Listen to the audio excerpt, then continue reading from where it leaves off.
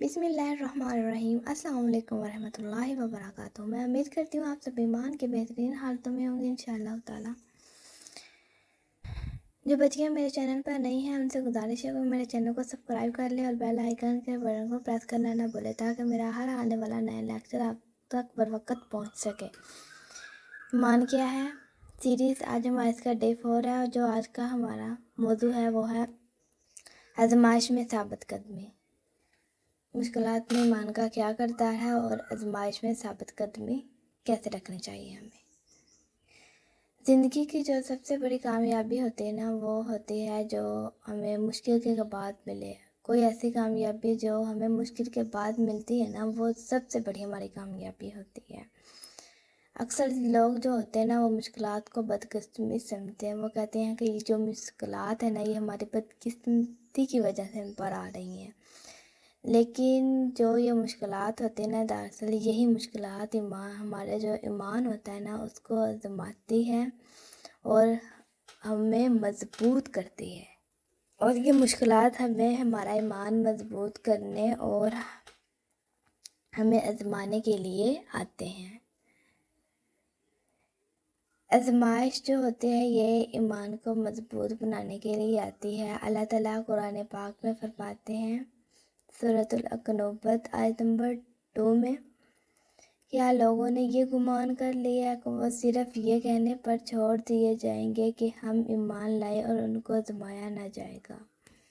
यानी कि अल्लाह ताला ये कह रहे हैं कि लोगों ने ये गुमान कर लिया, लोग ये सोचते हैं, ये समझते हैं कि हम ईमान लाएंगे और फिर हमें आजमाया जाएगा, और इस वजह से वो लोग ईमान नहीं लाते। वो ये चाहते हैं कि अगर हम ईमान ले आए तो हमें आजमाया ना जाए, हमें किसी भी मुश्किल में ना डाला जाए। लेकिन ऐसा नहीं होता। मतलब यह है कि मुश्किलात और जो मुसीबतें होती हैं ना वो ईमान की हकीकत को ज़ाहिर करती हैं। इसी वजह से वो हकीकतें उस इंसान पर आती हैं, उस इंसान पर मुश्किलात और मुसीबतें आती हैं जो ईमान लाता है। जो अल्लाह पर सच्चा ईमान रखते हैं ना वो सब्र करते हैं, शुक्र करते हैं, और वो सब्र और शुक्र के साथ डटे रहते हैं, खड़े रहते हैं। मुश्किल वक़्त में अल्लाह की मदद करीब आ जाती है। कुरान में अल्लाह ताला सूरह अल-बकरा आयत नंबर 153 में फरमाते हैं, बेशक अल्लाह सब्र करने वालों के साथ है। जब इंसान सब्र करता है ना तो अल्लाह की मदद नाजिल होती है। ये जो मदद होती है ना कभी ये दिल को सुकून देती है या फिर दिल को सुकून देने की सूरत में आती है, या फिर कभी हालात बदलने की सूरत में आती है, और कभी छोटे वसाइल जो होते हैं ना उसको बड़ी कामयाबी में बदलने के लिए आती है। क्या चीज़?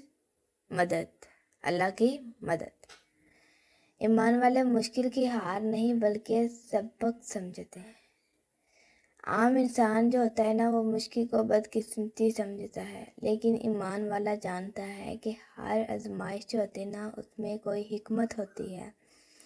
रसूलुल्लाह सल्लल्लाहु अलैहि वसल्लम ने फरमाया, सही मुस्लिम की हदीस में है, उन्होंने अपनी हदीस में लिखा है, मोमिन की मिसाल हैरत अंगेज़ है, उसका हर हाल उसके लिए भलाई है।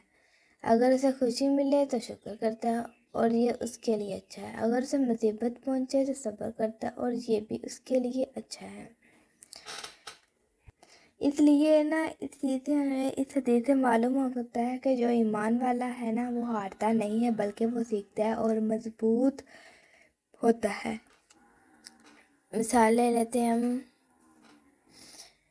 ग़ज़वा बदर की मिसाल है। मुसलमानों की जो ग़ज़वा बदर में तादाद थी वो 313 थी। कुछ कहते हैं कहीं जगह पे 313 है और कहीं पे 315 है और कहीं पे 319 है। इन तीनों तादाद में से कोई तादाद हमें कन्फर्म नहीं है, मालूम नहीं है कि कौन सी तादाद ठीक है। तो और जब जो कुफारे मक्का का लश्कर था ना वो 1000 लोगों पर मुश्तमिल था,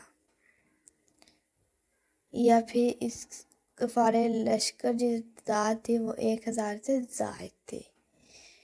لیکن جو ایمان والے تھے نا، جو مسلمان تھے، انہوں نے صبر کیا اور اللہ پر بھروسہ کیا، اور اسی صبر اور ایمان اور اللہ پر بھروسے کی وجہ سے انہیں فتح حاصل ہو گئی تھی۔ اللہ تعالیٰ نے اپنی طرف سے مدد بھیجی تھی،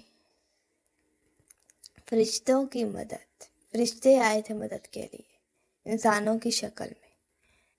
ایمان کے ساتھ مشکل وقت جو ہوتا ہے نا، یہ کامیابی کا زینہ ہوتا ہے، یعنی کہ زینہ کسے کہتے ہیں؟ سیڑھی، ٹھیک ہے؟ کامیابی کی ایک سیڑھی ہم آگے ہوتے ہیں، اوپر بڑھتے ہیں۔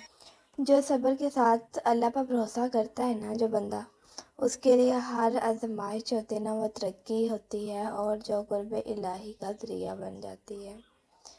یہ سب چیزیں جو ہوتی ہیں نا، یہ صرف ایمان والا ہی سمجھ سکتا ہے۔ آزمائش کیا ہے، آزمائش میں کیا ہوتا ہے، کیا نہیں ہوتا، آزمائش کے بعد کیا ہوتا ہے۔ جو ایمان کے بغیر ہے نا، وہ بندہ یہ کبھی بھی نہیں سمجھ سکتا۔ آئی ہوپ آج کا لیکچر آپ کو اچھے سے سمجھ آئی ہوگی ہے۔ جو آپ یہ لیکچر سنتی ہیں اس پر عمل بھی کیا کریں اور دوسروں کو بھی سکھایا کریں۔ انشاءاللہ اب ہم ملتے ہیں نیکسٹ لیکچر میں۔ تب تک اللہ حافظ۔ السلام علیکم ورحمۃ اللہ وبرکاتہ۔